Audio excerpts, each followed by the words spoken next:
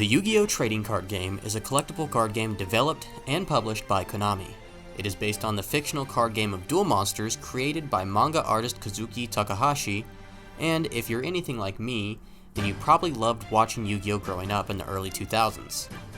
This show captivated kids and young adults alike from around the world in a fashion that feels very similar to Pokemon, by using incredible monster design to set them aside from other competitors. I mean, who doesn't recognize and love the Blue Eyes White Dragon? Between on-the-nose themes of friendship, cool designs, awesome music, and a constant looming threat of being banished to the Shadow Realm, there's a lot to love with the Yu-Gi-Oh! Franchise. And once again, let's take a few seconds to just appreciate how good this music is.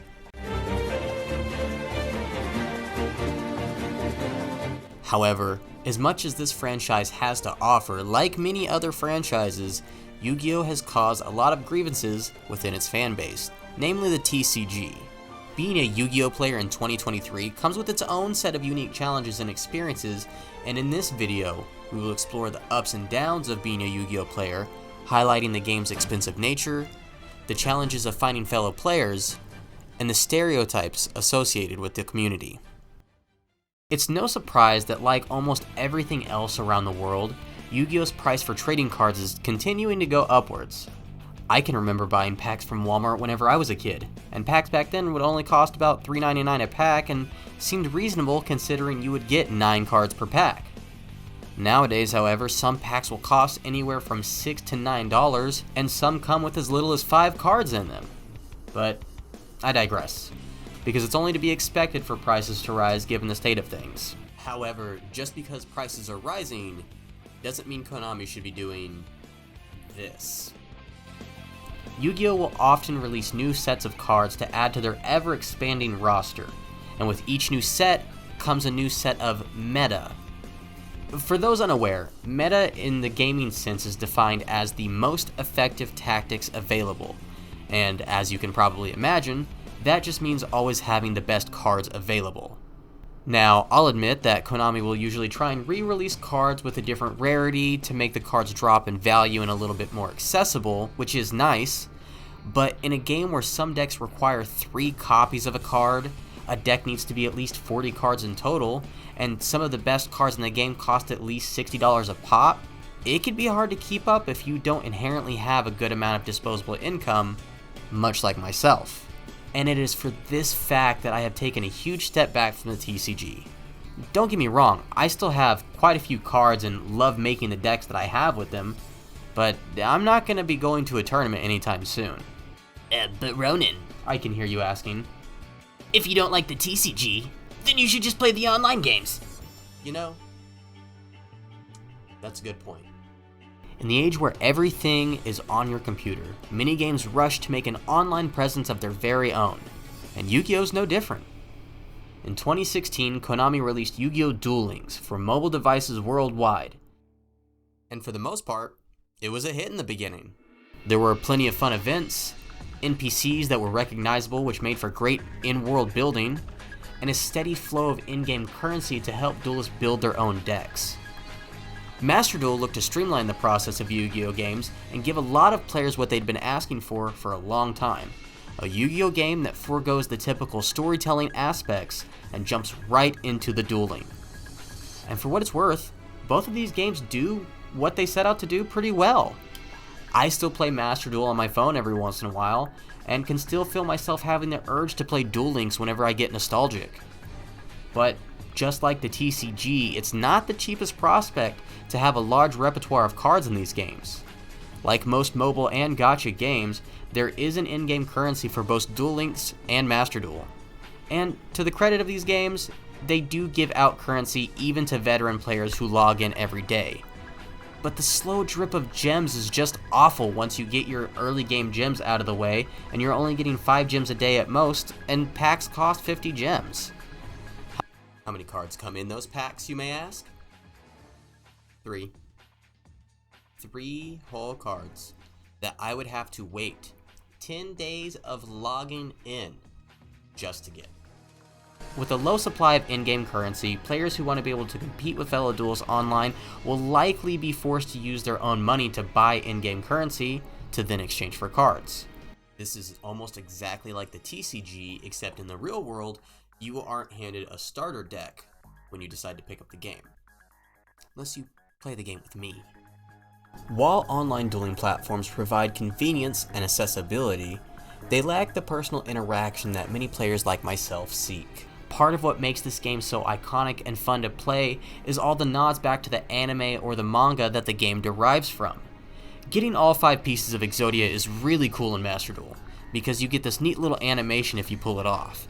But it feels even better to be sitting across the table from somebody and tell them, "Exodia! Obliterate!" and watch as your opponent either smiles or cringes from your behavior. Unlike in school settings where students can easily find friends with shared interest, the post-school life presents a unique challenge for Yu-Gi-Oh players. Finding individuals of the same age group who are interested in playing the same game can be kind of a daunting task, especially if you're looking for somebody who plays a particular style. The lack of a centralized community has led to feelings of isolation for myself personally within the community, and I imagine has driven quite a few duelists themselves to hang up their duel discs. There are a few things that I think could help the overall game state and community, but we'll get to those at the end of the video. The last hurdle that many Yu-Gi-Oh players face in the year 2023 are stereotypes that come along with being a Yu-Gi-Oh player. As some of you probably know, there are people who love a franchise so much that it leads to an obsession, and they might end up forgetting about personal hygiene in the wake of said thing. The problem has been so bad in the past that Konami actually had to change official tournament rules in order to account for bad hygiene. Stating in the official rulebook, hygiene requires all of those attending the event to be clean and wearing clean clothing, and then goes on to state that penalties can be enforced if not properly adhered to. If you or your clothing is excessively dirty or smelling bad, you can be penalized. So it's nice to see that after 20 years we're thinking about our fellow duelists. Other stereotypes that aren't necessarily untrue for Yu-Gi-Oh players is poor sportsmanship, which I personally have seen at a tournament. Only once, but it is bound to happen with any competition, really. But the biggest meme that plagues the Yu-Gi-Oh community is the fact that Yu-Gi-Oh players can't read their own cards. This is partially true, but only partially. This dig at the Yu-Gi-Oh community not being able to read comes from the cards themselves. See, Yu-Gi-Oh is a very specific game with a lot of specific rules. The game is so specific that card effects can have drastic differences on how they interact with the board depending on if the card effect states, "if this card is summoned," instead of "when this card is summoned." And it is this specificity of the English language that makes Yu-Gi-Oh so difficult for players to grasp when cards activate. I mean, after all, these kids aren't doing English homework, they're at home making decks, of course they're not going to understand these cards. So, what can be done about this? How can we bring the community back together and make Yu-Gi-Oh a more enjoyable experience for all? First thing would be to make the game cheaper. Obviously that's not going to happen because money, but honestly, if packs were cheaper and more accessible, then more players would have more viable access to the game. Another thing, no more packs under 9 cards. I shouldn't be expecting to get a pack of cards and instead get a new hand to start my turn. This goes across all platforms as well.